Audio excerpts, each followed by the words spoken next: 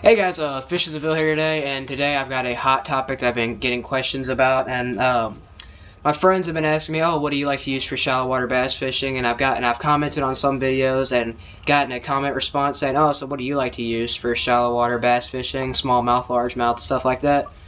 And so I thought I'd answer that question right now, right here, today, this instant, now, this video. Sorry, I'm going on a rant now. So what I like to use is, just keep this nice and short and simple, is my Mega Tournament reel. It's from Bass Pro Shops. I got it for $45, and of course the day after I buy it, it goes down to $30. So, oh well, I'm not mad or anything. And I modified the reel, and if y'all can watch my video on how to modify your line capacity, and don't forget to check that out because that lets me have 300 yards of 10-pound line. And I like to have a lot of line because I get more control and more accuracy, more finesse in the bait. And yeah, and I have that reel, or that spool on there I should say, with the regular reel seat and handle and everything. And then I got the 6-foot rod that came with the combo. 10 to 12 pound line, 1/8 to 3/8 ounce lures are recommended for it. 6-foot medium action, already said that, blah blah blah. And this isn't my lure of choice that's on here though. This is an Alabama Cripple Shad. I haven't gotten to try it yet though.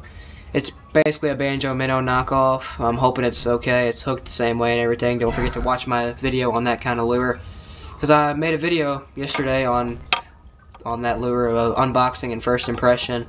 Sorry, I'm messing with my camera right now. I keep looking over at the side and I'm not looking at the camera. I feel stupid. And the lures that I like to stick with, going with on the hard plastics, get into my handy dandy tackle box here. Don't forget to watch that video, how to organize your tackle box, in my video section. And pretty much what I like to stick with is the Strike King Mini King Red Eye spinnerbait. It's got 2 blades, Willow, Colorado, and the Willow blade has got like it looks like a fish almost. Like there we go. Looks almost like a fish. It's 2 fish swimming next to each other. Blah blah blah. Good spinnerbaits, nice and small. Like I said, I use small baits because I fish in small ponds and elephants eat peanuts. So figured that theory works normally, at least, especially when it comes to this guy. This is a chatterbait that I just got. And the elephants eat peanuts theory applies perfectly here because I have tons of 4-pounders chase after this thing, and normally inhale it because it's just the action on this thing is unbelievable. You can work it like a jig and reel it in like a spinnerbait. Sorry, that went off camera. And the little pork that comes with it works too. The trailer, I should say. So y'all can see. Works great. It's black and blue. I like to stick with that because that's just the color that the bass seem to prefer at my pond. If I could get the hook out, I could show you all. Sorry, I got the hook stuck. Yeah, thank you. Hook is nice and big. I mean, compared to the lure, I mean, look at how big that hook is. You're not gonna miss any fish because they couldn't get the hook in their mouth. Or like because the hook was too small. And just re-hooking. Oh, my friend just logged off. Yeah, re-hooking the thing right here. Sorry, I'm talking about stuff that y'all probably don't care about. And god dang it. And on the soft plastics, I like to stick with these little things. Bluegill. I call them Slurpees, because the bluegill and bass just seem to like slurp them straight into their mouth, but it's actually the true scientific name is the cream spoiler shad. I don't know why I said scientific, but yeah, cream spoiler shad.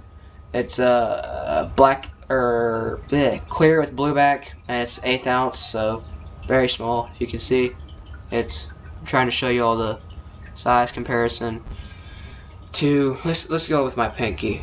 On my pinky, it's very small, less than 1 inch long.